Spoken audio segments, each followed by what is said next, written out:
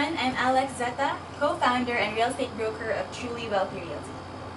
So I've been in the real estate industry for the past 5 years or so, and one of the most common questions that I get from first-time home buyers is, how do I invest in real estate? How do I buy my first house? What is the first thing that I should do? If you are a first-time home buyer who wants to know how to invest in real estate, then this video is for you.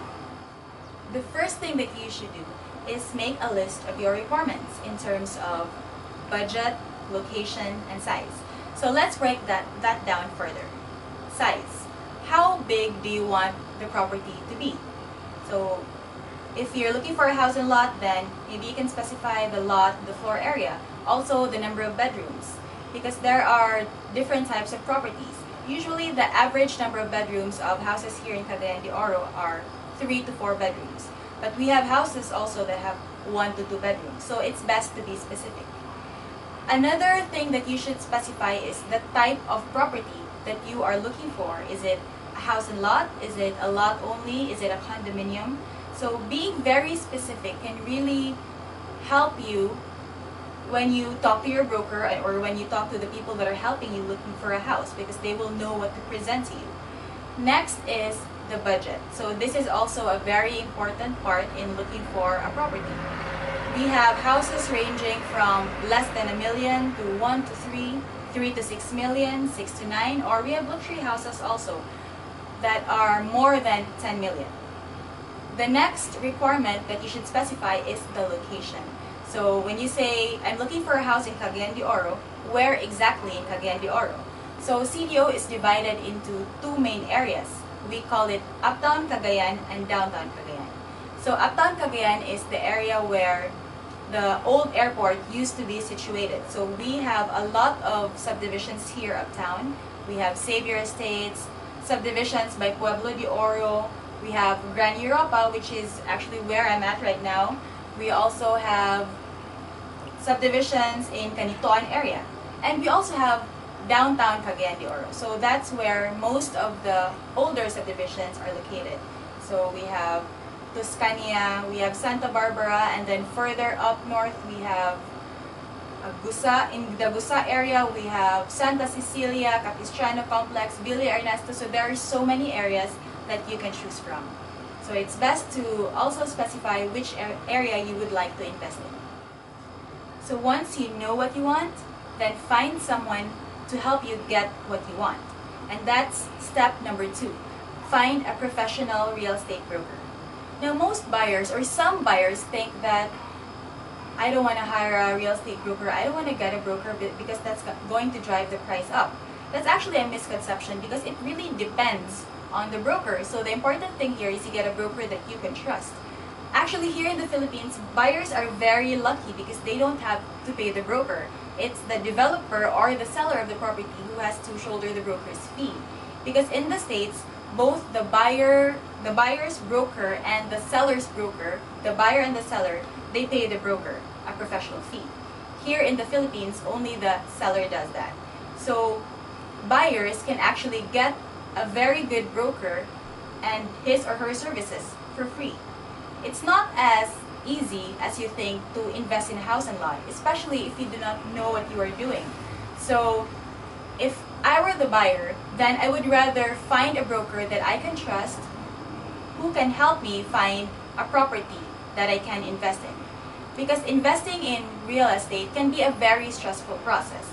So the job of your broker is to make the process as stress-free and as hassle-free as they can for you. Of course, we can't discount the fact that there are salespeople who can mislead you or even lie to you to get that sale. So it's also important to research, to do your research, Google your broker, ask for referrals, check their website, check their Realty to make sure that the broker you choose is someone that you can trust. It's better to be safe than sorry. Before investing your money, invest your time first. Step number 3, meet your broker. So usually in my first meeting with my clients, I try to get them to really tell me what they really need so that I can help them.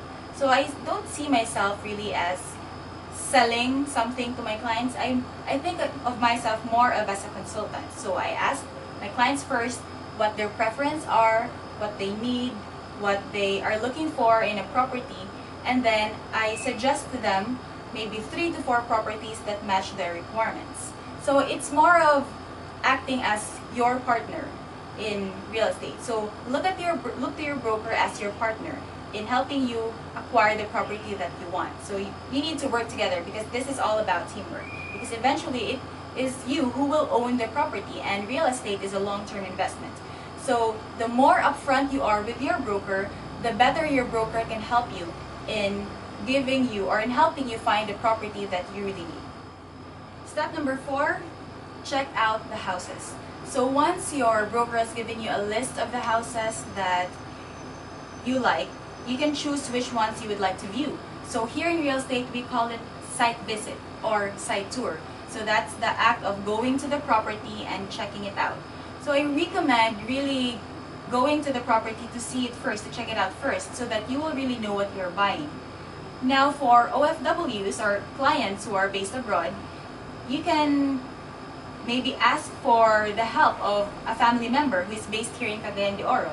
Because I've closed deals with a lot of OFW clients, and what they do is they ask their parents or their siblings to accompany me on a site visit, and then it's their siblings who will tell them whether if the property is good or if it's not.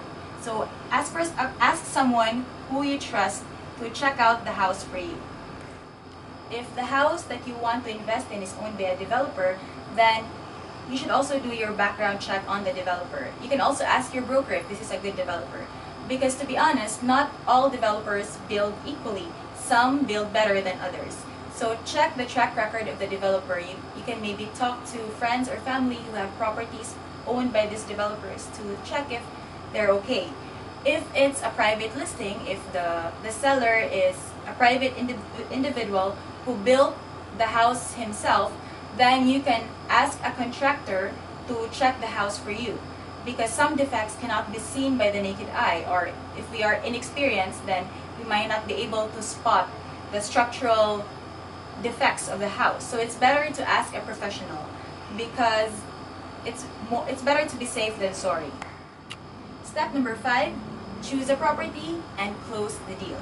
So once you've seen all the properties you wanted to see, then you can select which one you would like to invest in, should you decide to push through with investing in the property. So if the property is owned by a developer, such as Camellia, then the first step is to reserve the property. So we have what we call a reservation fee, which will depend on the amount of the property. So for example, if the property is priced at between 1 to 2 million, usually the reservation fee is around 7,500 to 10,000. If it's priced between 3 to 5 million, it's usually around 25 to 30,000. So again, it will depend on the price and it will depend on the developer.